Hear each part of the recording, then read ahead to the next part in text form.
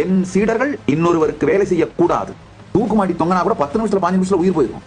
இன்னொருத்தருக்கு வேலை செஞ்சுட்டு இருந்தீங்கன்னா வாழ்க்கை முழுக்க தூக்கில தொங்கிட்டு இருக்கிறீங்க. மூடத்தனமா தேவாரம் திருவாசகம் படிச்சா என் பையனுக்கு பின்னாடி வேலை கிடைக்கும். அதெல்லாம் இந்த மிடில் கிளாஸ் தருதரம் முடிச்ச இந்த 70s 80sல நம்ம அப்பா அம்மாங்க ஏமாந்து போன மாதிரி பிரெயின் வாஷ் மூளை செலவு பண்ணப்பட்டு அந்த மாதிரி நாசமா போகாதீங்க. அந்த நாசமா போன ஜெனரேஷன் முடிஞ்சிருச்சு. வேலைக்கு போறதே தருதரம். வேலைக்கு போகணும்னு நினைக்கிறதே மிகப்பெரிய மோசமான லூசுத்தனமான தருதரம் முடிச்ச புத்திங்க. நம்முடைய வாழ்க்கையை நாம் உருவாக்கிக்க முடியுங்க. நீங்கள் உங்கள் கனவுகளை நிறைவேற்றுங்கள், இல்லை என்றால் வேறு எவனாவது உங்களை வேலைக்கு எடுத்து அவன் கனவை நிறைவேற்றிக் கொண்டிருப்பான்.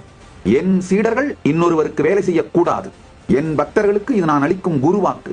உங்க வாழ்க்கையை நீங்க பில்ட் பண்ணிக்க முடியுங்கயா. இந்த காலத்துல போய் இன்னொருத்தருக்கு வேலை செஞ்சுட்டு இருக்கிறதெல்லாம் என்ன சீப்பான தேர்ட் ரேட்டான அவுடேட்டட் லைஃப் ஸ்டைலு. தூக்கு மாட்டி தொங்கினா கூட 10 நிமிஷத்துல 5 நிமிஷத்துல உயிர் போயிடும். இன்னொருத்தருக்கு வேலை செஞ்சுட்டு இருந்தீங்கன்னா வாழ்க்கை முழுக்க தூக்கில தொங்கிட்டு இருக்கிறீங்க.